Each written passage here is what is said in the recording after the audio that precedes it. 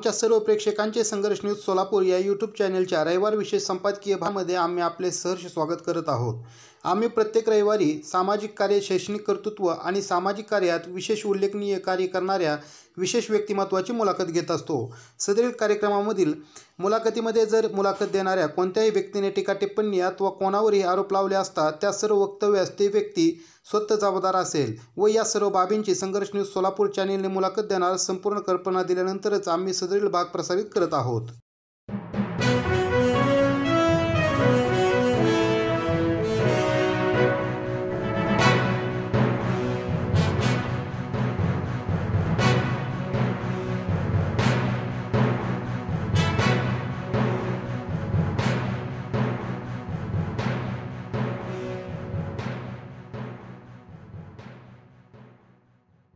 नमस्कार मित्रांनो, आज आपला रविवार विशेष संपादकीय भाग हा 16वा भाग आहे आणि या 16व्या भागासाठी आज आपण बार्शी या ठिकाणी आलेलो आहोत आणि या आपल्या भागाचा विषय महापुरुषांची बदनामी।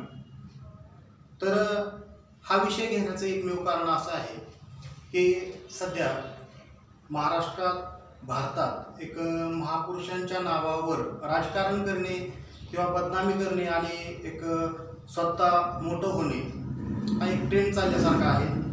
आणि आज ह्या विषयाला न्याय देण्यासाठी आज आपल्यासोबत बार्शी येथील शिवश्री धीरज आगतराव शेळके हे सर उपस्थित आहेत। तर प्रथमतः मी त्यांचा परिचय करून देत आहे।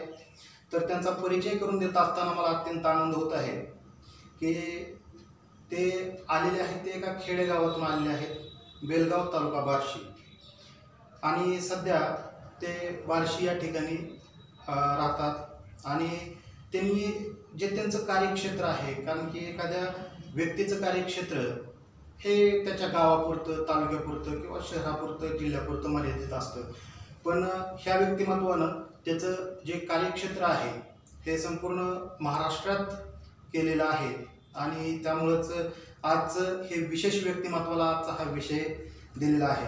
परंतु मित्रांनो, पुढे जरा त्यांची ओळख करून देत असताना एक विस्तृतपणे जर सांगायचं झालं तर सन 2014 पासून अखिल भारतीय छावा संघटना बार्शी तालुका अध्यक्ष म्हणून या पदावर ते कार्यरत आहेत। आणि ह्या पदावर कार्यरत असताना त्यांनी समाजासाठी अनेक आंदोलने असतील किंवा एखाद्या व्यक्तीला म्हणा किंवा समाजाचा न्याय मिळवून देण्यासाठी त्यांनी प्रत्येक वेळेस एक पुढाकार घेऊन आंदोलने, निवेदने किंवा इतर काही गोष्टी असतील त्या सर्व त्यांनी मोर्चे काढणे असेल ते केलेले आहेत।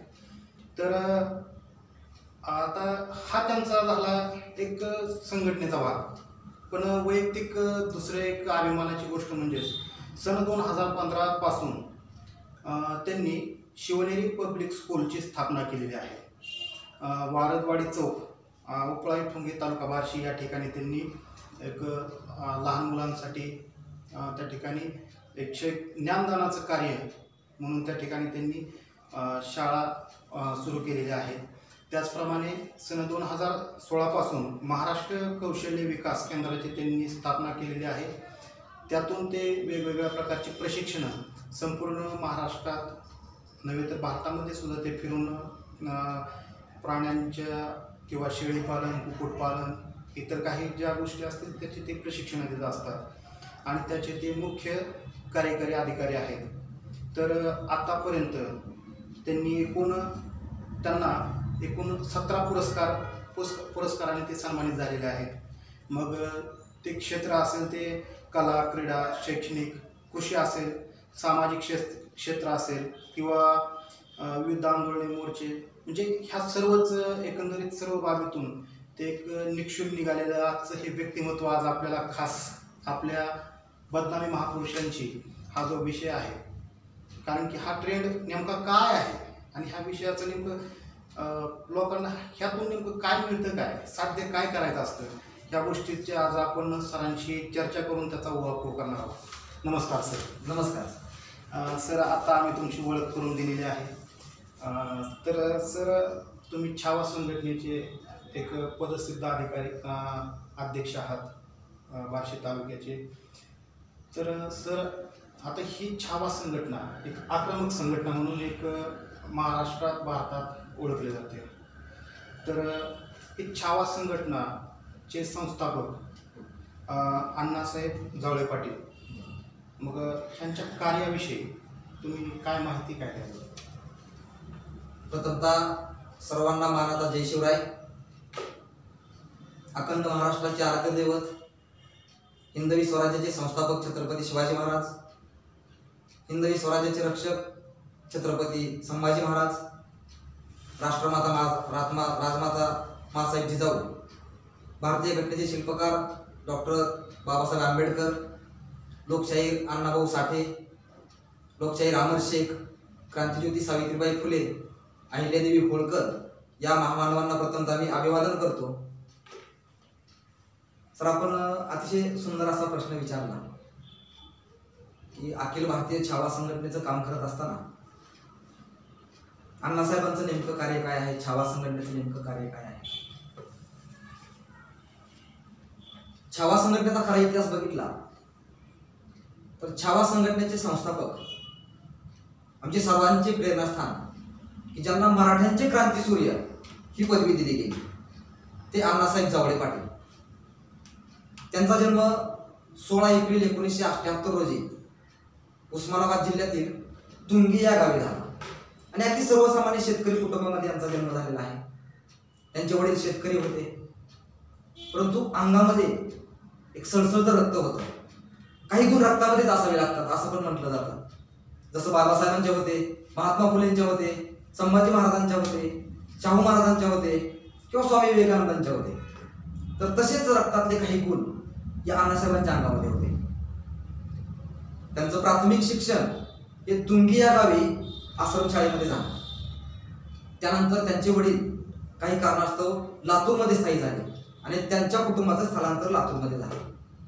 त्यानंतरचं पुढचं माध्यमिकचं शिक्षण हे अण्णासाहेबांनी त्या ठिकाणी लातूरमध्ये घेतलं आणि सुरुवातीपासूनच कुठलीही चळवळ असो, कुठलाही सामाजिक विषय असो, त्या विषयामध्ये धाडसाने भाग घेणं आणि पुढच्या तोफ्याला उभं राहणं हे अण्णांचं कौशल्य राहिलं. सुरुवातीच्या काळामध्ये वेगवेगळ्या संघटनेच्या माध्यमातून कार्य करत असताना बऱ्याचशा गोष्टी त्यांना शिकायला मिळाल्या आणि जी समाजाची तळमळ होती ती तळमळ त्यांच्या डोक्यात बसली की सर्वसामान्य लोकांना न्याय कोण मिळवून देणार. आजच्या परिस्थितीमध्ये आपण बघतोय राजकारणी लोक आपली पोळी भागण्यासाठी दुसऱ्याची गरज पडून घरात तूप आणायला मागं पुढे बघत नाही. मग या सर्वसामान्य लोकांचं काय? या सर्वसामान्य लोकांना कोणीतरी न्याय मिळवून दिला पाहिजे की जो न्याय छत्रपती शिवाजी महाराजांनी आपल्या रयतेला दिला, जो न्याय डॉक्टर बाबासाहेबांनी आपल्या रयतेला दिला, आपल्या जनतेला दिला, त्याच प्रकारचा न्याय आत्ताच्या सुद्धा जनतेला मिळाला पाहिजे. ही विचारधारा डोक्यात घेऊन अण्णासाहेबांनी सन 2000 साली अखिल भारतीय छावा संघटनेची स्थापना केली आणि त्या संघटनेच्या माध्यमातून अण्णासाहेबांनी आपलं कार्य सुरू केलं. एक गोष्ट आवर्जून सांगायची वाटते साहेब तुम्हाला अण्णासाहेबांच्या बाबतीमध्ये, हिंदवी स्वराज्यामध्ये असा एकच राजा होऊन गेला की प्रजा त्या राजांना म्हणायची की छत्रपती राजे आम्ही तुमचे मावळे, तुम्ही आमचे राजे आणि आम्ही तुमचे मावळे. आणि छत्रपती नंतर जर असा कोणी व्यक्त झाला असेल तर ते म्हणजे अण्णासाहेब जावळे पाटील, की जनतेनं अण्णासाहेबांना कामाच्या जोरावरती एवढं उचलून धरलं की अण्णासाहेबांची घोषणाच त्यांनी तयार केली, अण्णासाहेब जावळे आम्ही तुमचे मावळे. हे सांगत होतं फक्त त्यांचं कार्य. अत्यंत मार्मिक आणि एक उत्तमरित्या सरांनी जावळे पाटील यांचे एक जडणघडणीचं किंवा त्यांचं समाजाची नातं आणि नाळ काय होती हे सरांनी एक चांगल्या प्रकारे समजावून सांगितले. तर सर मला म्हणजे आता तुम्ही एवढं सांगितलं त्यातनंतर एवढं तर समजून जातं की तुम्ही त्यांच्या विचारालाच प्रेरित होऊन संघटनेमध्ये आलेला आहात. अगदी बरोबर. तर सर आता आपण आपल्या विषयाकडे येतोय की आतापर्यंत जे आपला विषय आहे बदनामी महापुरुषांची. तर मग आतापर्यंत जी महापुरुषांची बदनामी हे कशा प्रकारे किंवा कोणकोणत्या माध्यमातून झालेली आहे हे तुम्ही कशा प्रकारे त्याचं स्पष्टीकरण द्याल? आपल्या भारत देशामध्ये आतापर्यंतच्या इतिहासामध्ये अशा अनेक गोष्टी घडल्या असेल की एखाद्या महापुरुषांचं कार्य त्या महापुरुषानं आपल्या स्वतःसाठी किंवा स्वतःच्या कुटुंबासाठी ते कार्य केलेलं नसतं, तर ते कार्य समाजासाठी आणि येणाऱ्या पिढीसाठी केलेलं असतं.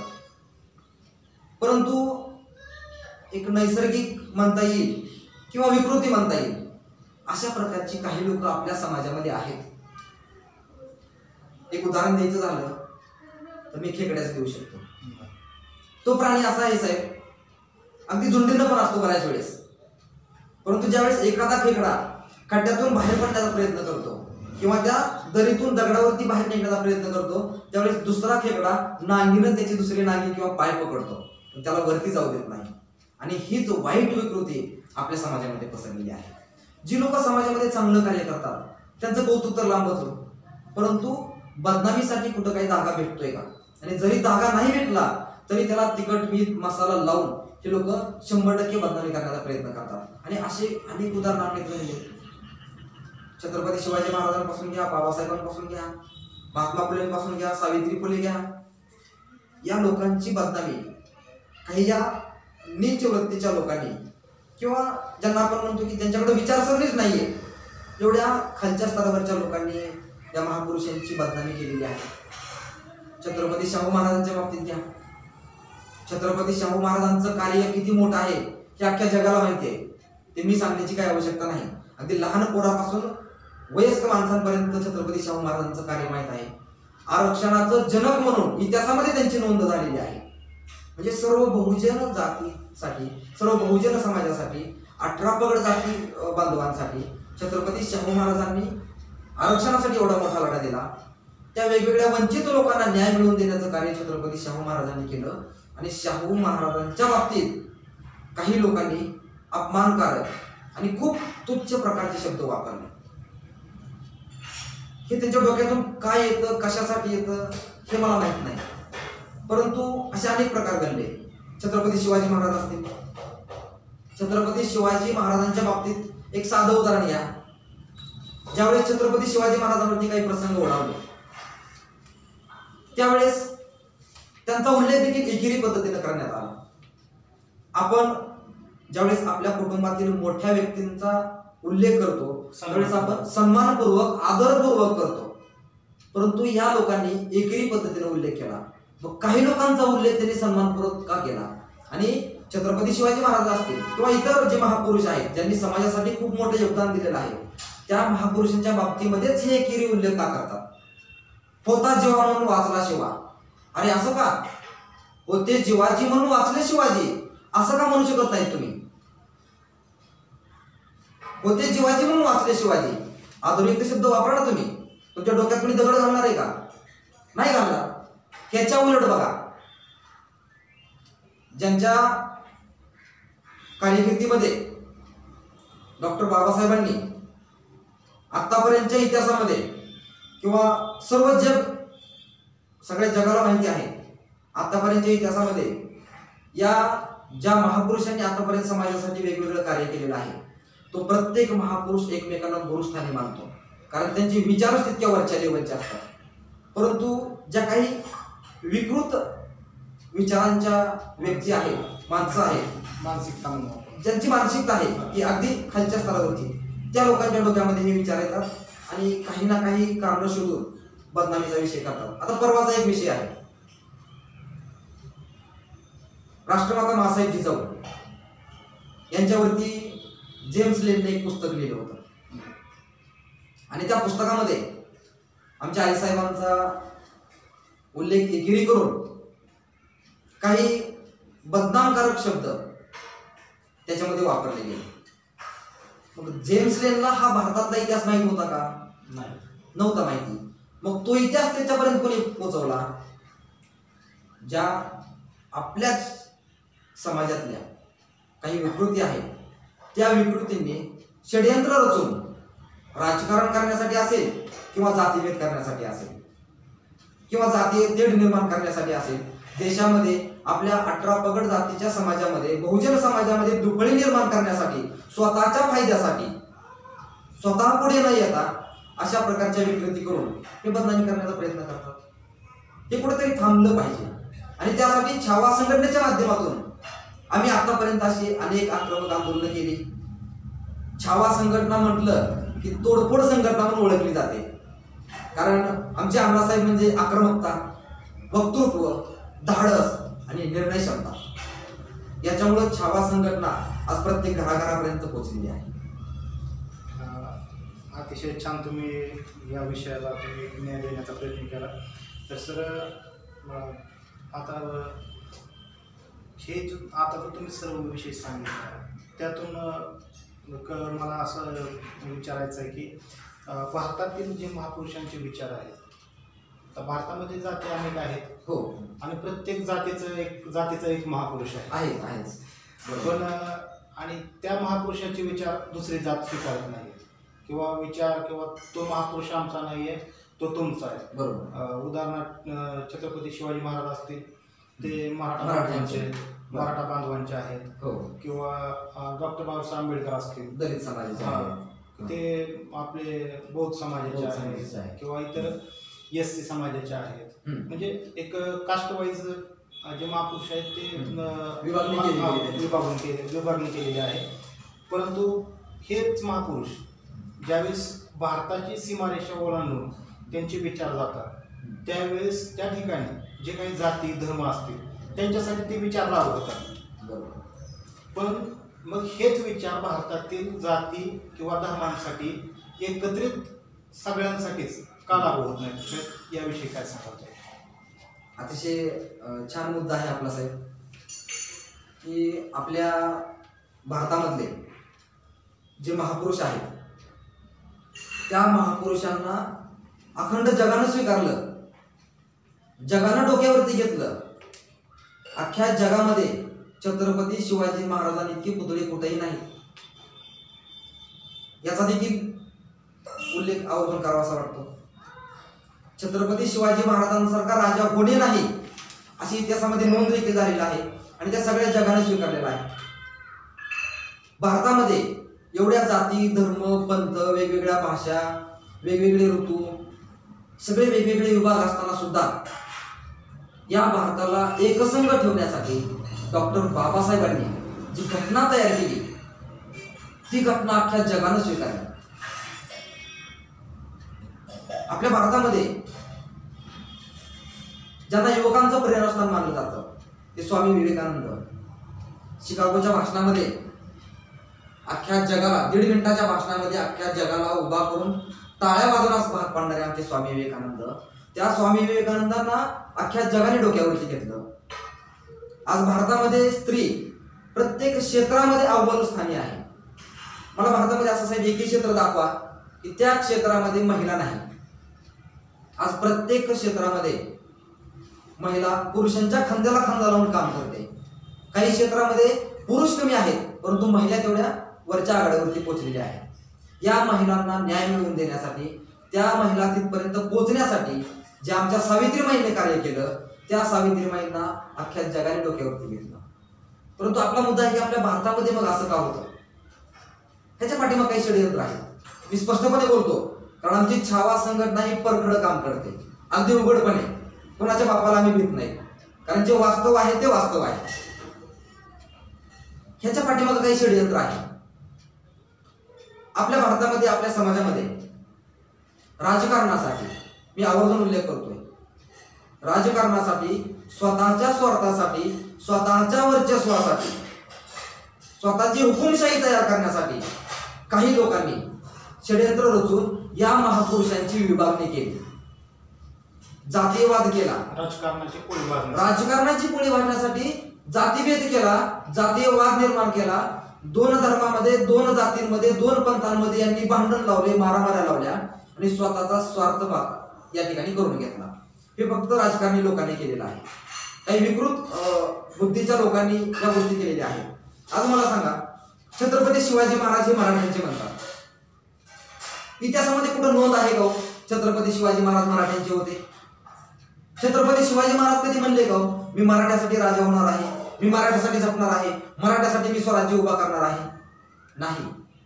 माझ्या भोवताली माझ्या शेजारी माझ्या परिसरामध्ये जेवढे वेगवेगळ्या जाती धर्माचे लोक राहतात त्या लोकांना कुठल्याही प्रकारचा त्रास होऊ नये, सगळे सुखा समाधानाने गुण्या गोविंदाने नांदावे म्हणून साठी छत्रपती शिवाजी महाराजांनी हिंदवी स्वराज्याची स्थापना केली की माझ्या जनतेवरती, माझ्या रीतीवरती, माझ्या बांधवांवरती, माझ्या माता भगिनींवरती अन्याय झाला ना पाहिजे आणि तो अन्याय मोडून काढण्यासाठी राजमाता मासाहेबांच्या जिजाऊंच्या प्रेरणेने छत्रपती शिवाजी महाराजांनी हिंदवी स्वराज्याची स्थापना केली. मग ती फक्त मराठ्यासाठी केली का? नाही केली. पण हे लोक काय म्हणतात, छत्रपती भगवा दिसला म्हणजे तो मराठा, भगवा दिसला म्हणजे तो मराठा, छत्रपती शिवाजी महाराज हे मराठ्यांचे राजे, डॉक्टर बाबासाहेब हे आमचे दलितांचे, डॉक्टर बाबासाहेब हे आमचे बौद्ध. अरे कुणी सांगितलंय? या भारतामध्ये 130 करोड जनता आहे आणि या 130 करोड जनतेसाठी डॉक्टर बाबासाहेबांनी जी घटना लिहिली, जी घटना तयार केली, मसुदा समितीने तिला परवानगी दिली आणि ती घटना अंमलामध्ये आणली. आज पूर्ण जगामध्ये आश्चर्य केलं जात आहे की बाबासाहेबांनी ही घटना लिहिलीच कशी, की जगामध्ये अशा प्रकारची घटना कुठल्याही देशामध्ये तुम्हाला बघायला मिळणार नाही की या घटनेमध्ये सर्व लोकांना समान प्रकारचा न्याय दिलेला आहे. याच्यामध्ये विभागणी केलेली नाही, दुफळी केलेली नाही, जातीयवाद केलेला नाही. मग बाबासाहेब दलितांचे का, बौद्धांचे का, अहिल्यादेवी होळकर या फक्त आमच्या धनगर समाजाच्याच? अरे का, सर्व जनतेसाठी त्यांनी कार्य केलेलं आहे, त्या सगळ्या जनतेचे आहे. हे जगाला कळालं हो साहेब, पण आपल्या लोकांना कळलं नाही, कारण आपल्या लोकांनी बुद्धी घाण ठेवलेली आहे. माझ्या भाषेत सांगायचं झालं तर अगदी खालच्या पातळीवर जाऊन राजकारण करतात आणि स्वतःच्या स्वार्थासाठी, स्वतःची पोळी भाजून घेण्यासाठी हे लोक या महापुरुषांची बदनामी करतात आणि महापुरुषांची विभागणी करतात.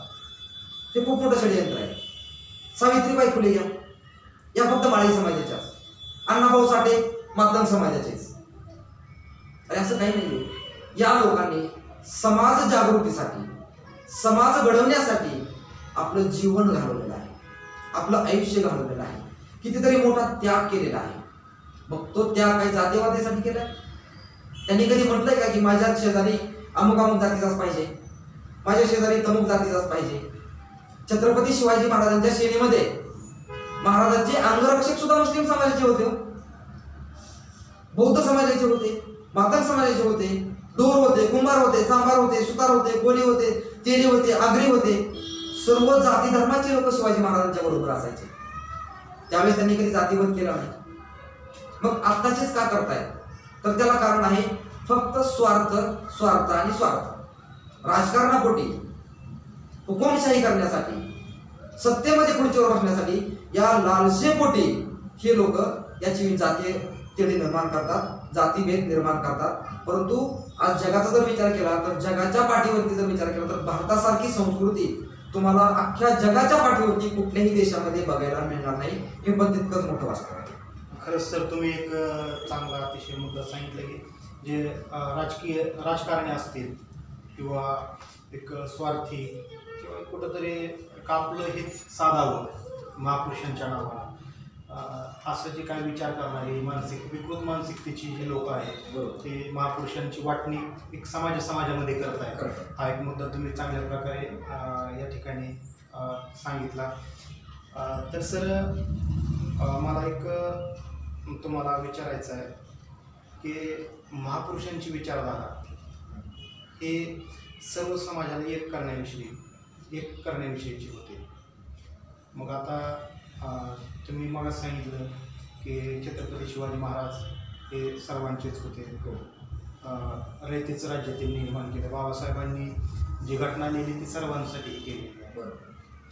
मग आज नेमकं असा तुम्हाला नेमकं तुमच्या दृष्टिकोनातून किंवा तुमच्या संघटनेच्या दृष्टिकोनातून असा एखादा कोणता व्यू किंवा विचार असा कार्यरत आहे जो ह्या महापुरुषांचे विचार ह्या सर्व समाजामध्ये म्हणजे पोचलेले आहेत, परंतु तो समाज एक्सेप्ट करत नाही, असं तुमच्या दृष्टीने किंवा एका तुमच्या संघटनेच्या दृष्टीने असा कोणता विचार किंवा अशी कोणती व्यक्ती हे सक्रिय करत आहे?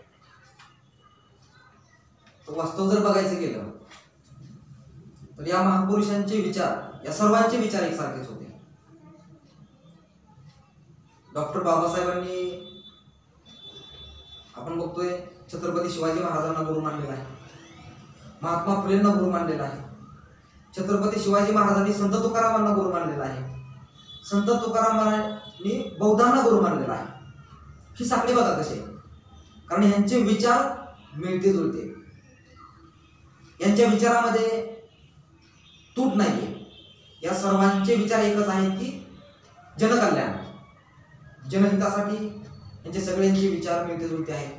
परंतु आताच्या समाजामध्ये जर बघायला गेलं आपण तर ह्याच्यामध्ये जी दुपडी झालेली आहे आणि या दुपडी करण्यामागे जे षडयंत्र मी तुम्हाला सांगितलं त्या विकृती आहेत, त्यांना एकत्र करण्यासाठी महाराष्ट्रामध्ये, भारतामध्ये ज्या काही सामाजिक संघटना कार्यरत आहेत त्या सामाजिक संघटनांनी चळवळीच्या माध्यमातून एक क्रांती घडवण्याची वेळ आता नक्कीच आलेली आहे. कारण आपण बघतोय जर एखाद्या व्यक्तीवरती विश्वास ठेवून जर त्याच्याकडे नेतृत्व दिलं तर ती व्यक्ती देशाची वाट लावल्याशिवाय राहणार नाही. एवढ्या खालच्या पातळीवरचे लोक आता सध्याला आहेत.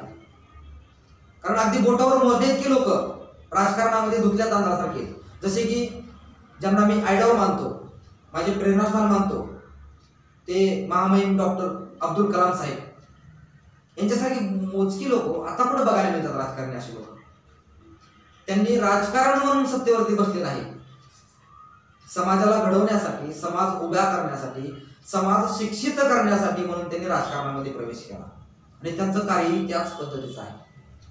परंतु आपण जर आता बघितलं तर त्या पदाला लायक किंवा त्या नेतृत्व करण्यासारखी व्यक्ती आता तरी मला वाटतं एकमतानं कुठं आपल्याला मिळणार नाही.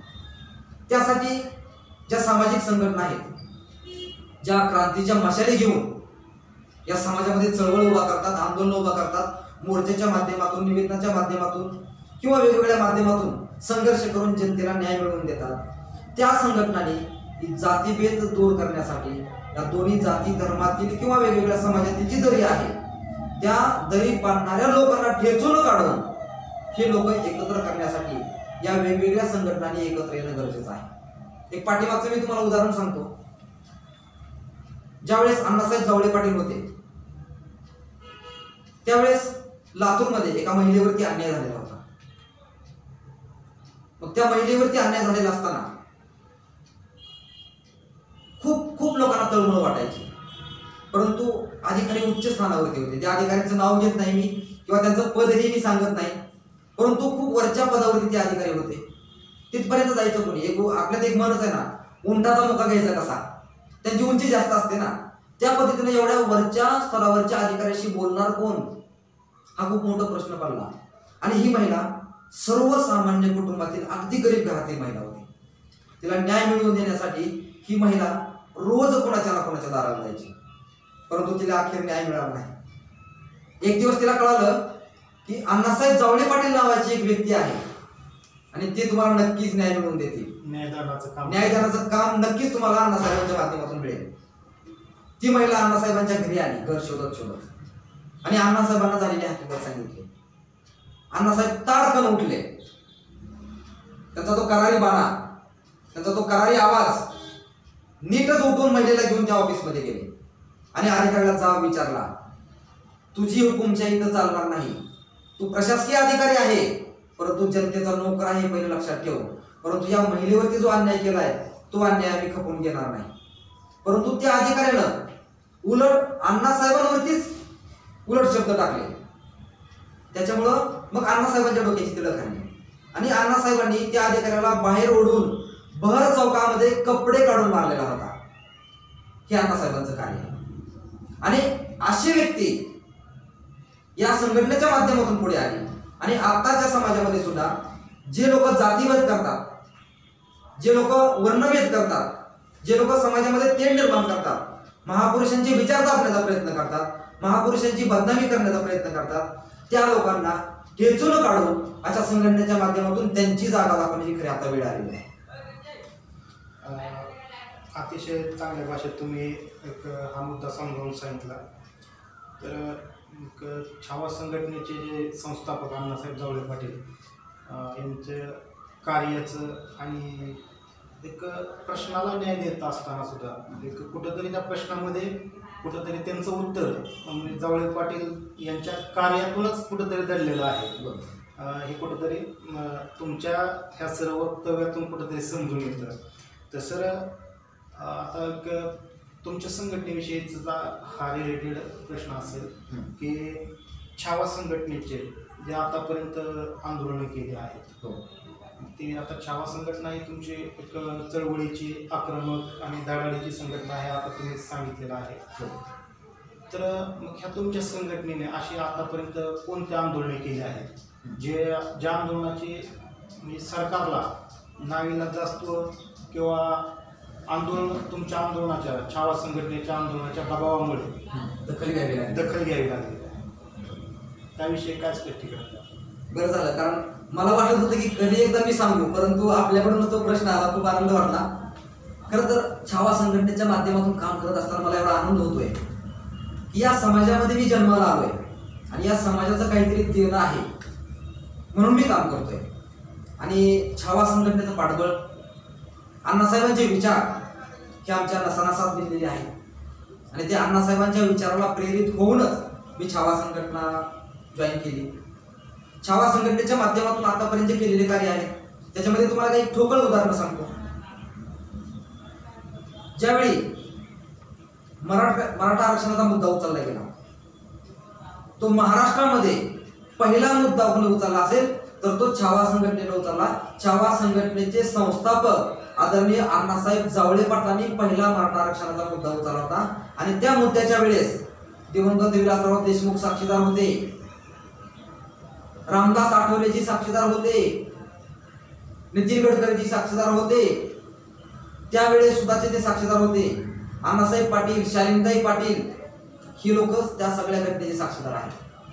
अण्णासाहेबांनी मराठा आरक्षणाचा मुद्दा उचलला, परंतु मराठा आरक्षणाचा मुद्दा उचलत असताना कुठल्याही जाती धर्माचं आरक्षण कमी न करता मराठा आरक्षण द्या अशी मागणी केली.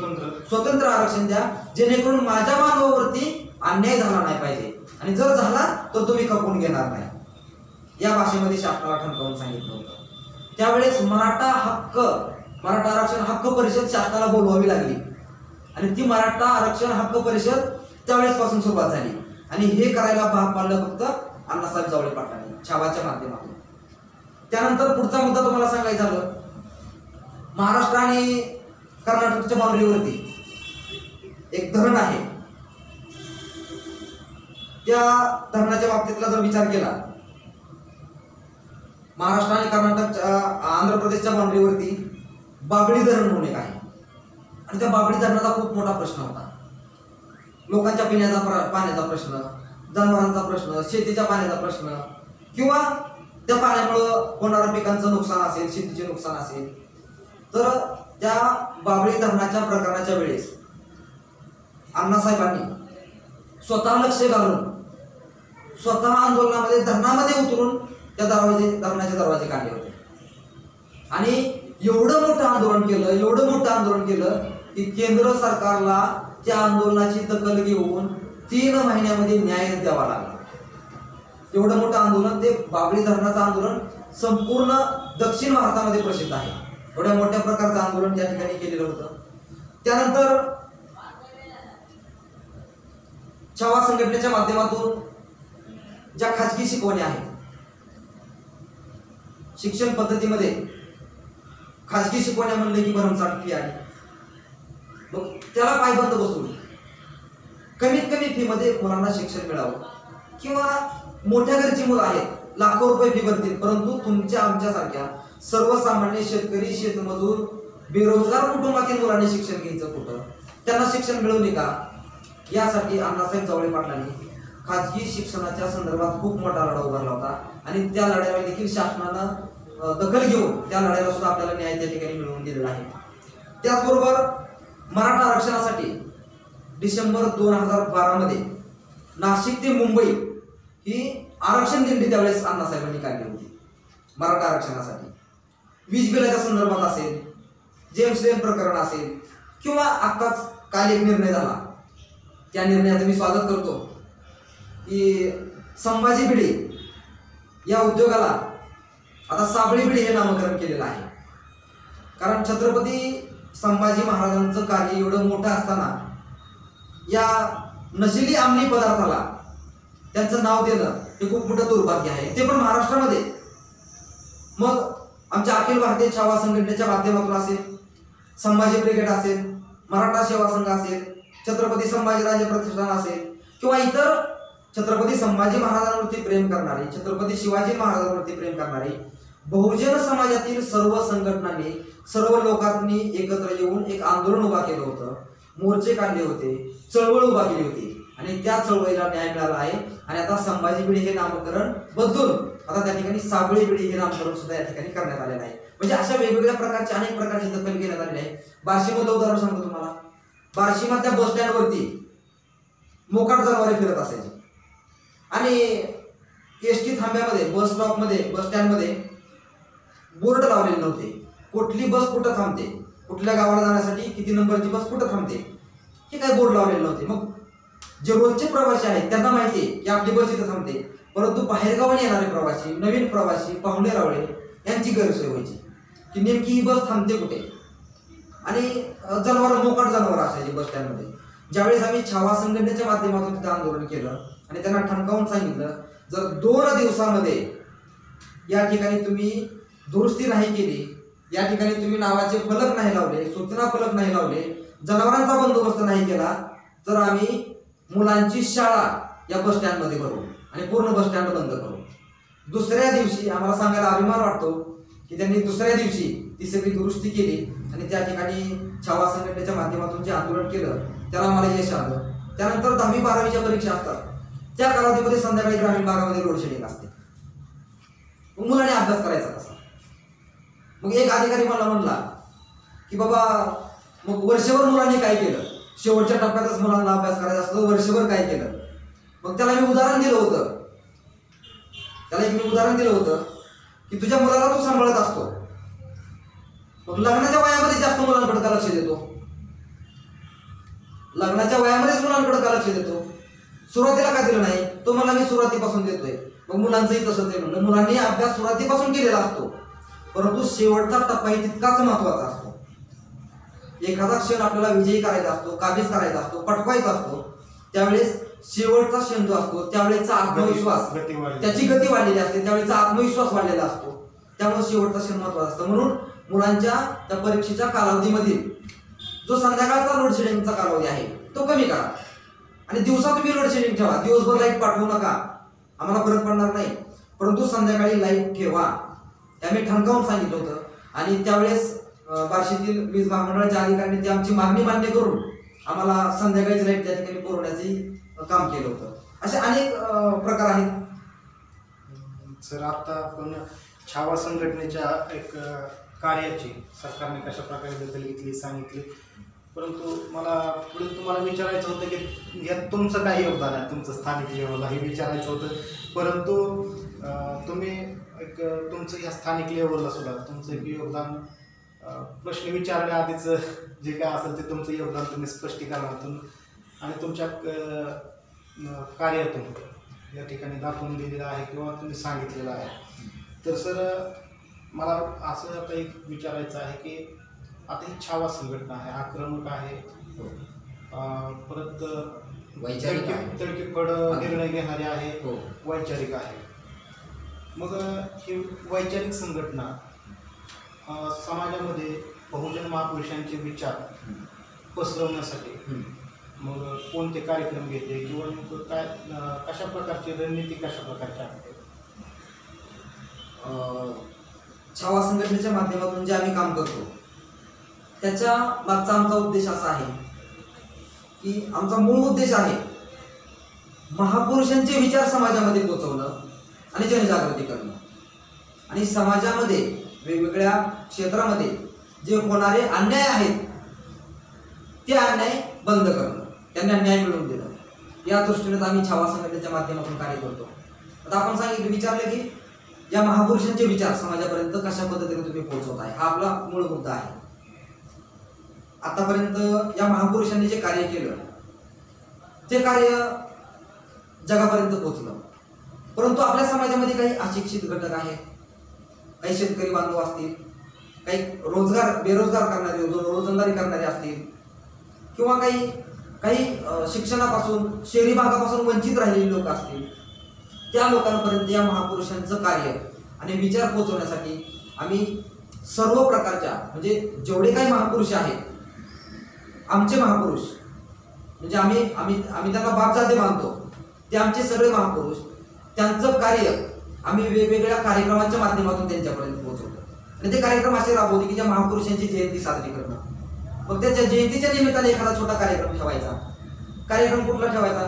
शिवाजी महाराजांची जयंती आहे, शिवाजी महाराजांच्या जयंतीनिमित्त रक्तदान शिबिर ठेवूया. मग रक्तदान शिबिर ठेवत असताना शिवाजी महाराजांचं कार्य त्या लोकांपर्यंत पोहोचवायचं की हे रक्तदान का ठेवलेलं आहे, शिवाजी महाराजांनी सांगितलेलं आहे.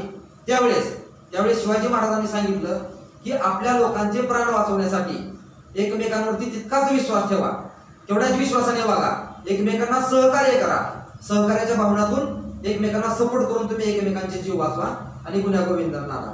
त्याच पद्धतीने आताच्या काळामध्ये रक्तदानाच्या माध्यमातून आपण आपल्या लोकांना एक सगळ्यात अनमोल दान करून आपल्या भावाचा, आपल्या बहिणीचा, आपल्या मातेचा, आपल्या बंधूचा जीव वाचवूया.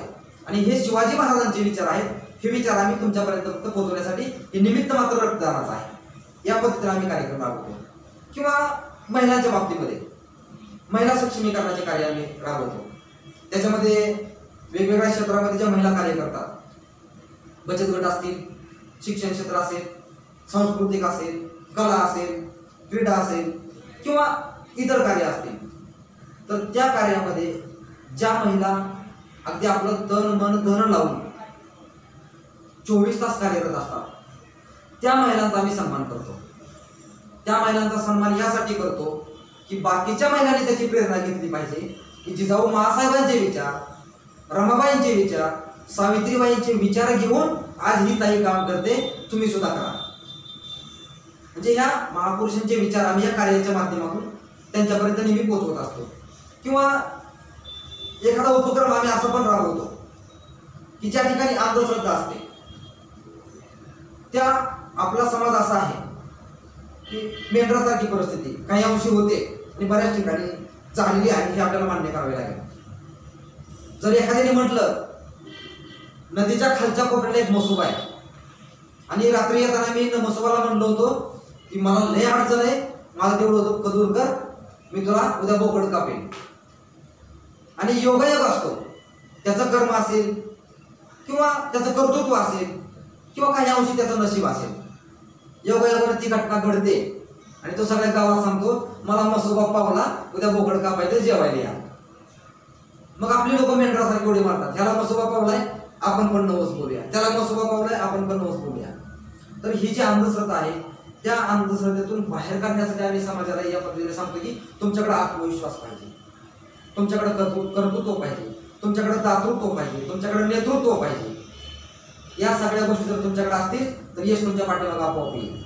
या अंधश्रद्धा थोड्याशा बाजूला ठेवा, म्हणजे महापुरुषांचे विचार आहेत. एकंदरीत तुम्ही त्या जे मेलेल्या रक्ताची माणसं म्हणून आपण, बरोबर आहे, त्यांच्यात एक सळसळतं रक्त आणि सळसळते महापुरुषांचे विचार रुजवण्याचं तुम्ही एकंदरीत काम करताय. आता सर आपण एक आपल्या ह्या मुलाखतीच्या एंडिंगकडे येत आहोत. मग आता ह्या एंडिंगकडे येत असताना छावा संघटनेची तुम्ही अतिशय विस्तृतपणे माहिती सांगितली, महापुरुषांच्या विचारांविषयी तुम्ही माहिती सांगितली. परत एकंदरीत महापुरुषांचे जे बदनामी एक विकृत मानसिकतेतून किंवा एक कुटील डावातून केली जाते, ह्याही गोष्टी तुम्ही काही अंशी सांगितल्या. तर सर आता ही छावा संघटनेविषयीचा एक विषय निघाला म्हणून की छावा संघटनेचं नेमकं कार्यक्षेत्र किती आहे, कारण की एका विशिष्ट जातीपुरतं, धर्मापुरतं किंवा एखाद्या विशिष्ट राज्यापुरतं असं काय कार्यक्षेत्र नेमकं कसं आहे तुमच्या संघटनेचं?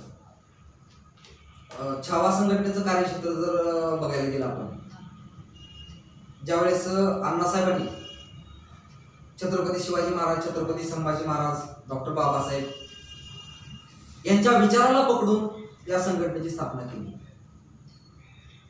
आणि या मला सांगायला अभिमान वाटतो की त्या संघटनेचा मी एक घटक आहे एक मावळा आहे, एक कार्यकर्ता आहे की ही संघटना स्थापन करतानाच वेगवेगळ्या जाती धर्माचे लोक अण्णासाहेबांच्या बरोबर होते. कुठल्याही जातीवरती आधारित ही संघटना नाही.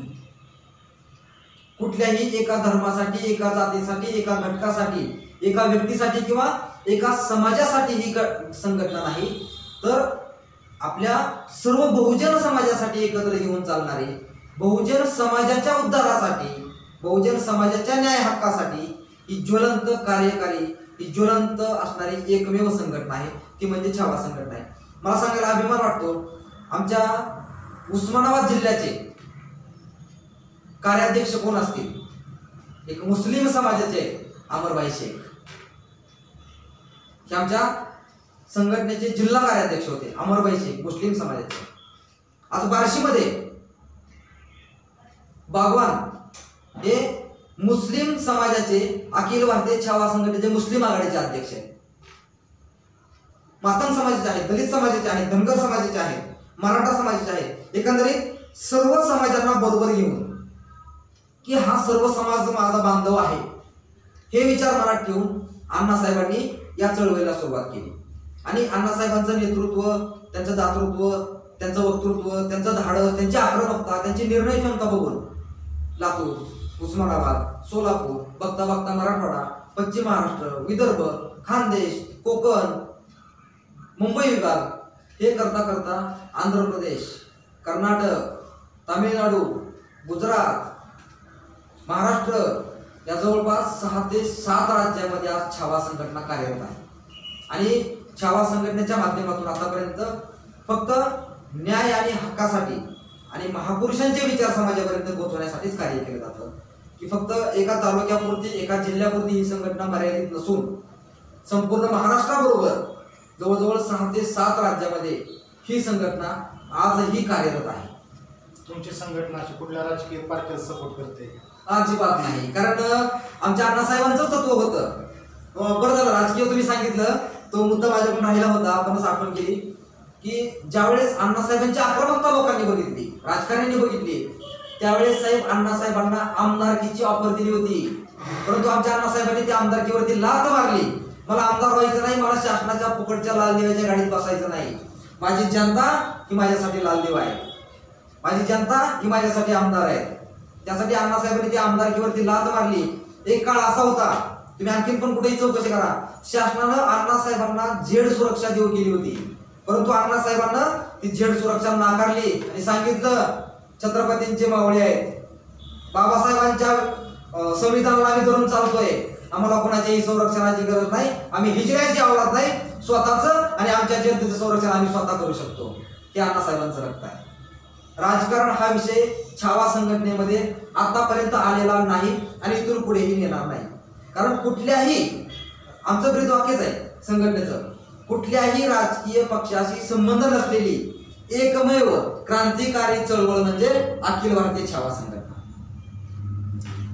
धन्यवाद सर. तुम्ही एक आजचा जो आपला विषय होता की बदनामी महापुरुषांची, म्हणजेच आपल्याला ह्यातून फक्त एक लोकांपर्यंत एक मेसेज द्यायचा होता की सध्याची एक ट्रेंड चालू आहे की महापुरुषांची बदनामी किंवा एक काहीतरी वक्तव्य करायचं, प्रसिद्धीला यायचं, मीडियामध्ये यायचं, फोकसमध्ये यायचं, किंवा कोण फोटो असतील किंवा व्हिडिओज असतील काहीतरी विचित्र प्रकारे करायचे आणि ते सध्या चर्चेमध्ये यायचं. बरोबर. काहीतरी पोस्ट टाकणे फेसबुकवर, यूट्यूब. या गोष्टीवर मला एक 2 मिनिट बोलावंसं वाटतं. मी आपली माफी मागून 2 मिनिट वेळ घेतो आणखी. की आत्ताच्या या काळामध्ये वेगवेगळ्या प्रसार माध्यमातून फेसबुक असेल, यूट्यूब असेल किंवा तुमचं इंस्टाग्राम असेल किंवा व्हॉट्सअप असेल, ट्विटर असेल, या वेगवेगळ्या माध्यमातून काही लोक विनाकारण काही जाणून बुजून सुद्धा म्हणता येईल आपल्याला, कारण चुकून एखादी गोष्ट होऊ शकते, परत त्या गोष्टी जर केल्या तर त्या जाणून बुजून केल्या असं म्हटलं जातं. आणि ज्या काही या खालच्या विचारांच्या व्यक्ती आहेत त्या व्यक्ती ज्या अशा पोस्ट करतात, समाजामध्ये तेढ निर्माण करण्याचा प्रयत्न करतात, कुठंतरी हिरो होण्याचा प्रयत्न करतात.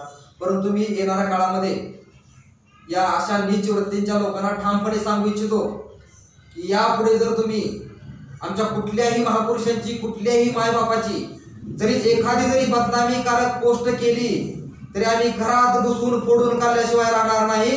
ही छावाची औलाद आहे.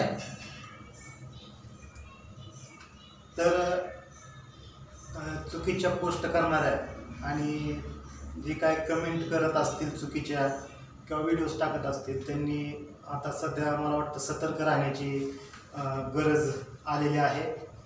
तर सर, आता आपला जो विषय होता त्या विषयाला तुम्ही तुमच्या संघटनेची माहिती असेल किंवा आपले जे काय एक महापुरुषांच्या संबंधित जे काही प्रश्न होते त्या प्रश्नांनाही तुम्ही योग्य प्रकारे न्याय देण्याचा पुरेपूर प्रयत्न केलेला आहे. आणि आजचा हा आमचा एक रविवार विशेष संपादकीय भाग हा 16वा भाग होता. आणि त्या 16व्या भागासाठी आम्हाला तुम्ही प्रमुख पाहुणे म्हणून लाभला, त्याबद्दल संघर्ष न्यूजच्या माध्यमातून आम्ही तुमचं अभिनंदन करतो. धन्यवाद. धन्यवाद सर. आपल्या संघर्ष न्यूजच्या माध्यमातून खरोखर आपण समाजाला न्याय देण्याचं काम करता. कारण मी बघतोय संघर्ष न्यूजचे सगळे प्रोग्राम मी बघत असतो, सगळे इव्हेंट्स मी बघत असतो. कुठल्याही जाती धर्माला धरून किंवा कुठल्याही राजकीय पक्षाला धरून एकही उपक्रम किंवा एकही बातमी संघर्ष न्यूजची नसते.